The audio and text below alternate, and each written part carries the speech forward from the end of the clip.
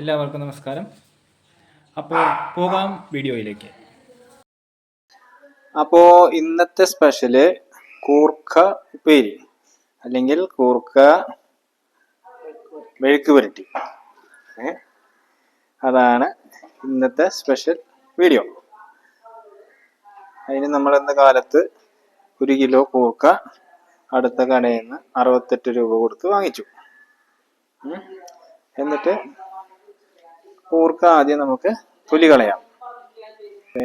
അടുത്തൊരു കലം അതിൽ കൂർക്ക തൊലി കളഞ്ഞ് ഇട്ടിരിക്കുന്നു. ഇങ്ങനെയും തൊലി കളയാം. പിന്നെ ഒരു ഫൈബർ നെറ്റിലിട്ട് അല്ലെങ്കിൽ ചാക്കിലിട്ട്, കുറേയൊക്കെ ഉണ്ടെങ്കിൽ ചാക്കിലിട്ട് അത് നമുക്ക് പെട്ടെന്ന് തൊലി കളയാൻ സൗകര്യപ്രദമായിരിക്കും. അമ്മയെ സഹായിക്കാനായിട്ട് 2 കുട്ടിപ്പട്ടാളങ്ങളും കൂടെ ഉണ്ട്.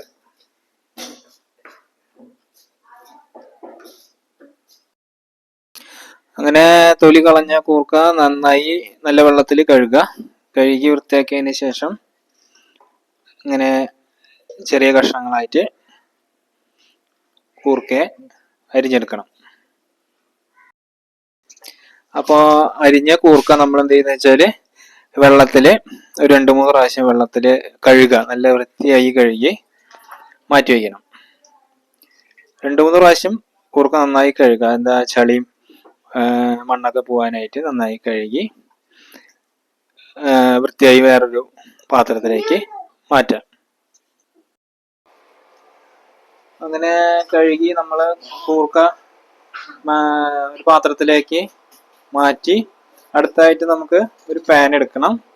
പാൻ എടുത്ത് നമ്മളിപ്പോൾ ചെയ്യുന്നത് ഇൻഡക്ഷനിലാണ് ചെയ്യുന്നത്.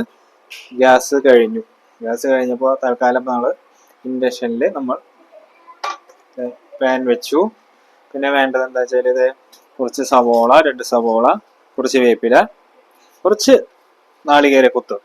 ഈ കൂർക്ക കടിക്കുമ്പോഴേ ഇടയിലും നാളികേരം കടിക്കുമ്പോൾ ഒരു ടേസ്റ്റ് വേറെയാണ്. അങ്ങനെ നമ്മളിത് പാൻ വെച്ച് വെളിച്ചെണ്ണ എടുക്കും. വെളിച്ചെണ്ണ കുറച്ച് ഒരു 3-4 ടീസ്പൂൺ വെളിച്ചെണ്ണ വെച്ചു. വെളിച്ചെണ്ണ നമുക്ക് കൂടുതൽ ഒഴിക്കും തോറും നമുക്ക് ഫ്ലേവർ, നല്ല വെളിച്ചെണ്ണയുടെ ഫ്ലേവറും നല്ലൊരു ടേസ്റ്റി ആയിട്ട് നമുക്ക് കിട്ടും. അതിൽ നമ്മളിതാ ഒരു കടുക് ഇടാൻ പോകുന്നു. 1 ടീസ്പൂൺ നമ്മൾ കടുക് ഇട്ടു. അതിനുശേഷം ആ കടുക് ഇതൊന്ന് ചൂടാവാൻ വേണ്ടിയിട്ടുള്ള ആ സമയം അങ്ങനെ നമ്മുടെ കടുക് തൃശ്ശൂർ വെടിക്കെട്ടിന് അമുട്ട് പൊട്ടണ പോലെ ഇങ്ങനെ പൊട്ടിക്കൊണ്ടിരിക്കുകയാണ്. അത് ഏകദേശം അത് കടുക് ചൂടായതിന് ശേഷം നമ്മളതിലേക്ക് കുറച്ച്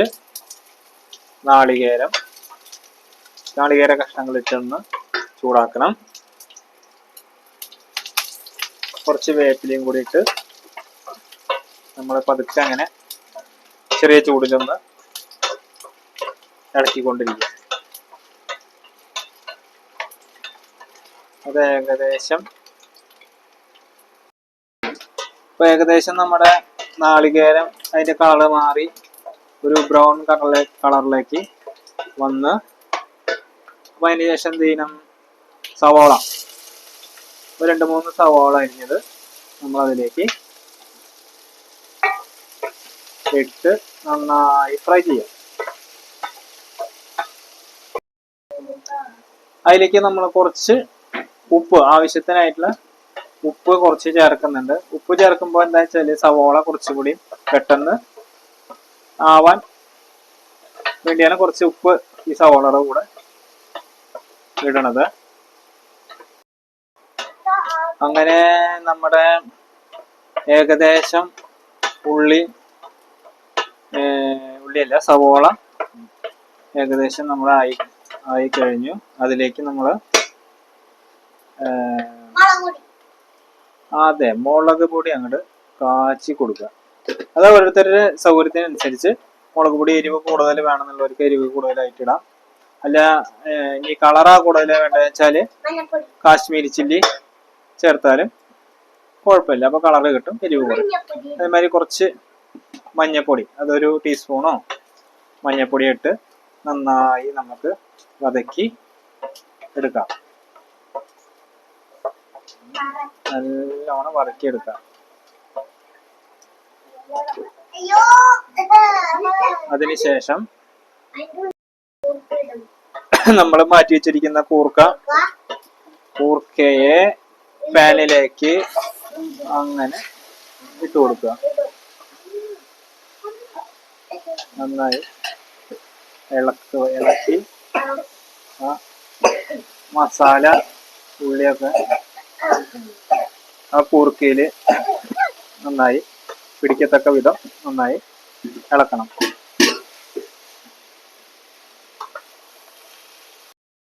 അങ്ങനെ നന്നായി ഇളക്കി. അപ്പൊ കൂർക്കയില് എല്ലാ മസാലയൊക്കെ നന്നായി പിടിക്കണം. എന്നിട്ട് ആവശ്യത്തിനനുസരിച്ച് ഉപ്പിട്ട് കൊടുക്കാം. ഉപ്പിട്ട് കൊടുത്ത് അടച്ചു വെച്ച് നന്നായി 10 മിനിറ്റ് നന്നായി വേവിക്കുക. ആ ആവിയില് കൂർക്ക നന്നായി വേവിക്കണം.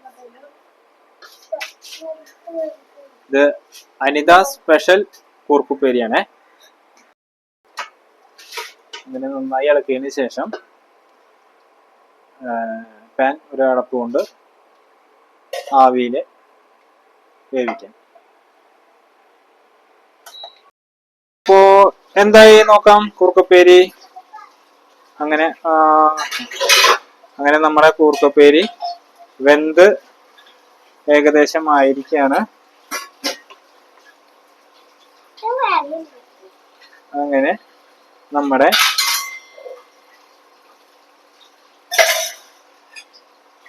കൂർക്കപ്പേരി റെഡി.